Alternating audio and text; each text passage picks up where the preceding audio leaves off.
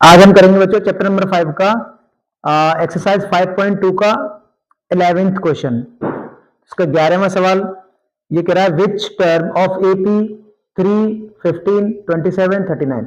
ये एक एपी है 3, 15, 27, 39, इस तरह से ये आगे बढ़ रही है। Will be 132 more than it's 54th term. मतलब अगर ये कोई एपी है तो इसका एक 54th टर्म होगा और उसके 54th टर्म से 132 ज्यादा होगा, वो कौन सा टर्म होगा।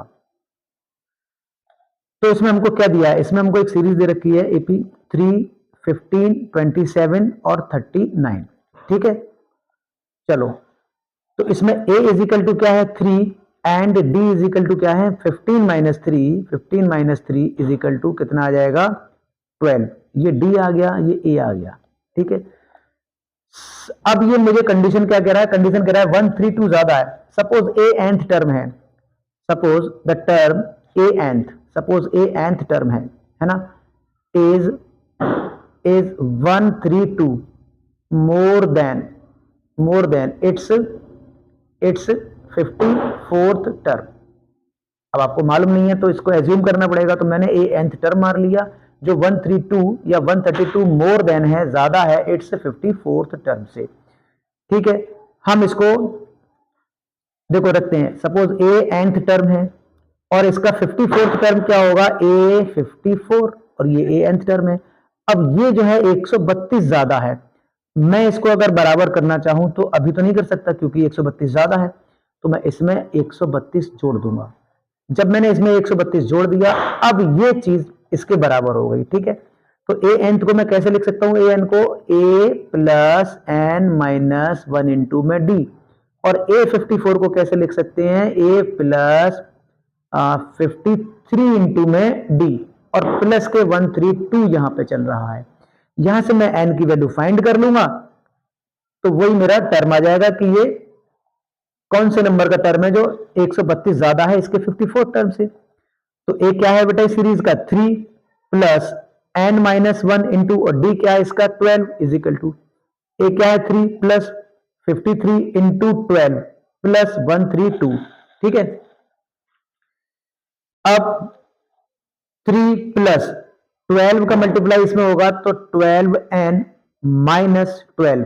ठीक है, इजिकल टू 3 प्लस ये हो जाएगा बेटा 12 36, 3 60 और 3 63 है ना, 636 यही होगा ना। अब ये है 132 132। ठीक है, अब यहां से 3 से 3 कैंसिल हो गया, यहां बचेगा 12n माइनस 12, क्योंकि 3 इधर लाएंगे तो माइनस होगा और इससे कैंसिल हो जाएगा, इजिकल टू इधर बचेगा, इन दोनों को मैं ऐड कर दूंगा। इन दोनों को जब मैं ऐड कर दूंगा तो कितना हो जाएगा 8 और 3 6 और 7 6 8 है ना। अब 12n इजिकल टू 768। अब ये माइनस के 12 इधर जाएगा, ये प्लस का 12 हो जाएगा, तो 12n मेरे को मिलेगा। जब मैं इन दोनों को ऐड कर दूंगा तो कितना हो जाएगा 7 और ये 8 और 780। ठीक है, तो n इजिकल टू क्या आया 780 अपॉन 12, तो n इजिकल टू आएगा, इसका मैं डिवाइड कर देता हूं, 12 6 72, तो इसको मैं काट देता हूं, 12 6 72 बचेगा 60, 12 5 60, तो 65 n इजिकल टू 65 है ना। जब 12 का भाग 780 में लगा दिया तो 65 ही आएगा, तो n इज 65 आया, तो इसका मतलब क्या है, इसका मतलब ये है कि 65th टर्म, तो 65th टर्म जो होगा 65th टर्म जो होगा वो 132 मोर देन होगा, मोर देन 132 ज्यादा होगा इसका 54th टर्म से। ठीक है, तो ये क्वेश्चन नंबर 11 पूरा होता है। क्वेश्चन नंबर 12 देखते हैं। क्वेश्चन नंबर 12 है, to APs have same common difference and the difference between their 100 term is 100. So what is the difference between their 1000th term? ठीक है, अगर दो एपी हैं उसका कॉमन डिफरेंस सेम है, कॉमन डिफरेंस सेम है, it means क्या होगा कि वो सेम नंबर से ही आगे बढ़ रही होंगी दोनों। सपोज एक मेरे पास सीरीज है जो A1 है, A2 है, A3 है ना, और ये आगे बढ़ रही है। दूसरी A1 है, A2 है, A3 है और ये आगे बढ़ रही है। तो इसको हम क्या लिख सकते हैं, पहली वाली में लिख सकते हैं कौन सा, इसका 100th टर्म जो होगा, 100th टर्म। तो पहली वाली को लिख सकते हैं A प्लस 99D, लिख सकते हैं ना। क्यों? क्योंकि इसमें D सेम है, इसमें भी कॉमन डिफरेंस D आएगा और इसमें भी कॉमन डिफरेंस D ही आएगा, ठीक है। और दूसरी सीरीज का जब मैं 100 टर्म दूंगा तो उसको मैं लिख सकता हूं A प्लस 99D, ठीक है भाई। और इनका जो डिफरेंस है वो आपको दे रखा है 100, है ना। तो इससे हमें क्या मिलेगा, A plus 99D minus A minus 99D। 99D से 99D कैंसिल हो जाएगा, तो A माइनस A इज इक्वल टू 100 आपको मिलेगा, ठीक है ना। तो अगर ये कॉमन डिफरेंस सेम है ना और 100th टर्म का जो डिफरेंस 100 है, तो सारे टर्म का डिफरेंस 100 ही आने वाला है, आगे भी टर्म का 100 ही आएगा।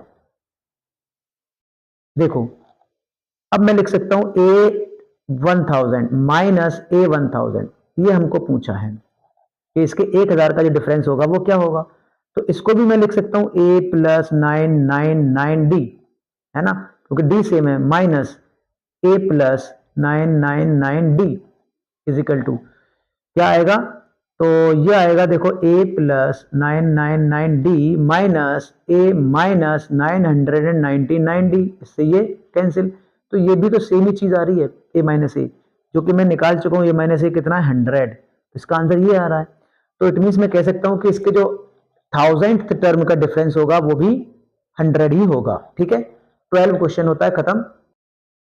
क्वेश्चन नंबर 13 है, how many 3 digits numbers are divisible by 7। मतलब कितने 3 डिजिट के नंबर ऐसे हैं जो 7 से डिवाइड हो सकते हैं। तो 3 डिजिट के नंबर कहां से स्टार्ट होते हैं, 100 से।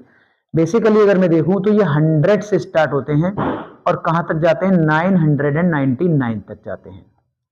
कितने नंबर होते हैं, तो टोटल नंबर अगर हमसे पूछे जाए कितने होते हैं जो 3 डिजिट के होते हैं, तो आप क्या करेंगे, 999 में से 100 माइनस करेंगे तो 999 में से गया 8 और इसमें 1 जोड़ देंगे। क्यों? क्योंकि ये जो 100 है ना, ये भी 3 डिजिट का है और मैंने इसको माइनस कर दिया, ये भी 3 डिजिट का है ना, तो इससे कम 99 होता है, मुझे इसमें से 99 माइनस करना था। मैंने 100 माइनस किया तो 1 इसमें मैं ऐड करूंगा, तो ये कितना हो जाएगा, 0 और 0 और 9, है ना। तो 900 टोटल नंबर बनते हैं 3 डिजिट के। लेकिन हमको देखना है कि जो 7 से डिविजिबल हो, ऐसे कितने नंबर बन सकते हैं। तो 3 डिजिट का नंबर, सबसे स्मॉलेस्ट नंबर जो बनेगा वो जो 7 से डिवाइड हो सकता है, वो कौन सा होगा, वो होगा 105, है ना, वो होगा 105। इसके बाद जो नंबर आएगा वो आएगा 112, इसमें मैं 7 ऐड करूंगा, 112, 112, है ना। फिर इसमें मैं 7 ऐड कर दूंगा क्योंकि 7 से डिवाइड करना है, तो 7 से ऐड करते जाएंगे, तो 119, ठीक है। तो ये मेरी सीरीज चल रही है। तो लास्ट का नंबर कौन सा होगा इसका, लास्ट का नंबर 999 में तो 7 का भाग नहीं जाएगा, कितने में जाएगा, 994 में जाएगा, 994 इसमें 7 का भाग जाएगा, इसके आगे 999 तक 7 का भाग नहीं जाएगा, है ना।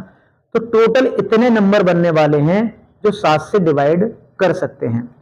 तो हम इसको जब गौर से ऑब्जर्व कर रहे हैं तो इसमें 7 7 7 7 आगे ऐड करते जा रहे हैं, तो ये एपी फाइंड हो रही है, और एपी फाइंड हो रही है तो इसमें जो कॉमन डिफरेंस है वो डी आ रहा है।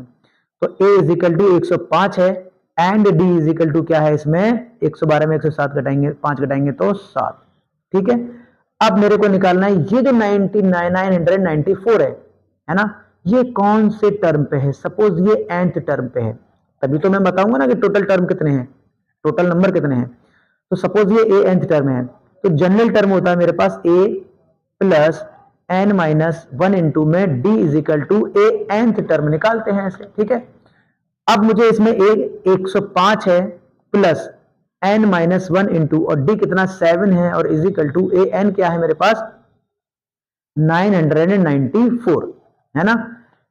तो 105 plus 7n minus 7 is equal to 994। अब 7n यहीं रहने देते हैं, 994 105 प्लस का इधर जाएगा माइनस होगा, और ये माइनस का साथ इधर जाएगा तो ये प्लस होगा। तो 7n इज इक्वल टू क्या आएगा, 7 इसमें ऐड होंगे, 105 घट जाएंगे, 7 और 4 11, 1 10 और 10 है ना, और माइनस 105 इसमें से मैं घटा दूंगा। ठीक है भाई, तो 7n इज इक्वल टू मेरे पास बचेगा, जब 105 इसमें से आप घटा देंगे, 105 इसमें से घटा देंगे तो क्या आपको मिलने वाला है, 6 और 9 और 8 है ना, 896 896। तो n इज इक्वल टू क्या आएगा, 896/7। तो n इज इक्वल टू, मैं इसका आप डिवाइड करें तो 7 से इसको जब हम भाग लगाएंगे तो कितना आएगा, 7 1 जा 7, 19 हो गया, 7 3 जा 7 2 जा 14 है ना, और क्या बचा आपका 5 56, 7 8 जा 56, तो ये आ गया 128, n इज इक्वल टू 128। तो टोटल 128 नंबर हैं 3 डिजिट के जो 7 से डिवाइड हो सकते हैं। ठीक है ना, तो इससे हमने एपी की हेल्प से आसानी से निकाल लिया। अब हम क्वेश्चन नंबर 14 पढ़ते हैं। क्वेश्चन नंबर 4 है, how many multiples of 4 lie between 10 and 250। तो हमको ऐसे नंबर फाइंड करने हैं जो 4 से मल्टीप्लाई करें, या मतलब जो 4 के मल्टीपल हो, जिसमें 4 का पूरा पूरा भाग जा सके 4 का, है ना, जो 10 और 250 के बीच में होना चाहिए। तो 10 में तो 4 का भाग जाएगा नहीं, 10 के बाद क्या नंबर आता है जिसमें 4 का भाग पूरा पूरा चला जाता है, वो होता है 12 है ना। तो 12 is the multiple of 4, 12 is the multiple of 4। हमको 10 एंड 250 के बीच में नंबर लेने हैं, तो पहला नंबर 12 आ गया। इसके बाद कितना आएगा, 16, 4 ऐड करते जाइए आप, 4 का मल्टीपल बनता जाएगा। ठीक है भाई, फिर कितना आएगा 20, फिर 24, और ये इस तरह से चलते जाएगी। अब 250 में 4 का डिवाइड पूरा पूरा नहीं जा सकता, तो क्या होगा 248, इसमें 4 का भाग पूरा जा सकता है, 250 में नहीं जाएगा। तो ये नंबर मेरे को मिल रहे हैं जो 10 और 250 के बीच में हैं, जो 4 के मल्टीपल में आएंगे। ठीक है, 4 के मल्टीपल में आएंगे तो एक हमको एपी फाइंड हो गई। जब हमको ये एपी मिल गई तो इस एपी में ए इज इक्वल टू 12 है और डी इज इक्वल टू 4 ही होगा, क्योंकि मैं 4 4 ऐड करता जा रहा हूं ना, 4 का मल्टीपल है। ठीक है, अब मेरे को निकालना है कि ये 248 ये कौन से नंबर पे बैठा है, कौन से टर्म पे बैठा है। तभी तो मैं कह सकता हूं इस सीरीज में टोटल इतने नंबर हैं, और मैं कह सकता हूं कि जो 10 और 250 के बीच में इतने नंबर हैं जो 4 के मल्टीपल में हैं। ठीक है ना, तो मैं इस सीरीज का बेसिकली मुझे ये निकालना है 248 कौन से नंबर पे है, कौन से टर्म पे है। तो जनरल टर्म मेरा होता है a plus N minus 1 into में d is equal to A N होता है। ठीक है ना, अब इसमें a इज इक्वल टू 12 है सीरीज का, प्लस n मेरे को फाइंड करना है, और d कितना 4 है, और a nth टर्म मेरे पास 248 है ना सपोज। अब मेरे को n की वैल्यू फाइंड करनी है, तो 12 plus 4n minus 4 is equal to 248। 12 plus 4n, ये माइनस 4 है ना, तो ये 12 में से जब 8 ही बचेगा। ठीक है, 8 plus 4n is equal to 248। तो 4n इज इक्वल टू 248, और ये 8 इधर जाके माइनस हो जाएगा, तो 4n इज इक्वल टू हो जाएगा 240। तो n इज इक्वल टू हो जाएगा 240/4। तो n इज इक्वल टू क्या मिला 60, n इज इक्वल टू 60। इसका मतलब यह है कि 10 एंड 250 के बीच में तो 4 के मल्टीपल नंबर होंगे वो 60 नंबर होंगे टोटल। ठीक है ना, टोटल 60 नंबर्स होंगे। अब हम क्वेश्चन नंबर 15 पढ़ते हैं। क्वेश्चन नंबर 15 है, for what value of n are the nth term of 2 APs. एक एपी ये है एंड एक एपी ये है, इन दोनों एपी का कौन सा टर्म इक्वल होगा for what value of n, है ना। आर द nth टर्म मतलब इनका nth टर्म इक्वल करेंगे, तो बेसिकली हमको ये पूछा जा रहा है कि इन दोनों एपी का ऐसा कौन सा टर्म होगा जो इक्वल आएगा, है ना। तो हम मानते हैं सपोज nth टर्म दोनों का इक्वल आएगा, तो हमको n की वैल्यू फाइंड करनी है। तो इस एपी में हम क्या लिख सकते हैं, देखो इस वाली एपी का सपोज हम मानते हैं फर्स्ट एपी में जो पहला टर्म है वो क्या है, for for first first AP. तो पहली एपी हम क्या लेते हैं, ये है 63, 65, 67। तो इसका जो मेरा पहला टर्म है वो सपोज A1 है, A1, ठीक है। इसको मैं कैपिटल ए से डिनोट करता हूं। सपोज ये पहला टर्म ए है एंड इसका जो कॉमन डिफरेंस है वो डी है। कॉमन डिफरेंस ठीक है, अब डी ले लो आप। इसका ए पहला टर्म ए है कितना 63 और कॉमन डिफरेंस क्या है 65 माइनस 63। तो कितना होगा 65 में 63 आएगा 2, है ना। तो डी 2 आया और ए 63 आया। इसको मैं डायरेक्ट यहीं कर देता हूं 3, 10, 17 ये सीरीज चल रही है। इसमें जो मेरा पहला टर्म ए है और डी इज इक्वल टू क्या है 10 में से 3 जाएंगे तो 7 है, ठीक है भाई। तो मैं मानता हूं suppose let the nth term of both APs are equal, है ना। Let the nth term of both APs is equal. इनका जो nth टर्म होगा ना, इसका nth टर्म और इसका nth टर्म दोनों का बराबर है। मैं n की वैल्यू फाइंड करूंगा तो इसमें मैं क्या निकाल सकता हूं, देखो इसमें यह है a plus n minus 1 into में d, ये वाला nth टर्म है और ये बराबर होगा इस एपी के। तो इसलिए हम इसको कैपिटल से डिनोट कर रहे थे। तो ये इसमें a plus n minus 1 into में d आएगा। तो ये जो है ना वो इस एपी के लिए है और ये इस एपी के लिए, ठीक है। तो इसमें जो है a हमारा 63 है प्लस n माइनस 1 इंटू और d इसमें 2 है इज इक्वल टू, इसमें जो a है मेरा वो 3 है प्लस n माइनस 1 इंटू और d इसमें 7 है। तो ये टर्म दोनों इक्वल है। अब ये n की जो वैल्यू आएगी, है ना, तो वो टर्म जो होगा इस दोनों सीरीज का बराबर होगा। तो हम इसमें n की वैल्यू फाइंड कर लेते हैं। n की वैल्यू कैसे फाइंड करेंगे, 63 प्लस 2n माइनस 2 और इजिकल टू में क्या चल रहा है 3 प्लस 7n माइनस 7, ठीक है।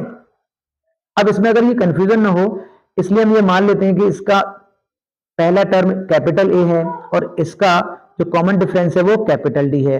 इसको कैपिटल डी और कैपिटल ए से भी आप दिखा सकते हैं और इसको ए और डी से दिखा सकते हैं या A1 और D1 से दिखा सकते हैं, A2 D2 से दिखा सकते हैं, ठीक है। वो अपनी कैलकुलेशन है, आप कैसे भी कर सकते हैं। अब हमको ये मिल गया, हमें इसमें n की वैल्यू फाइंड करनी है बेसिकली।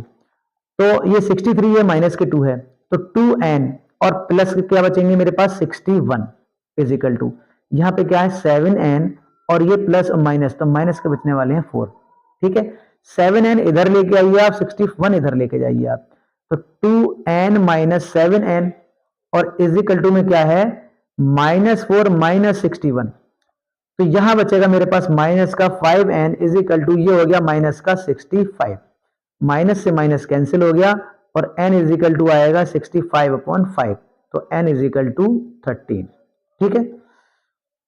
तो इसका मतलब यह है कि इन दोनों सीरीज का जो 13th टर्म होगा, है ना, तो 13th टर्म होगा वो इक्वल होगा of both APs are equal,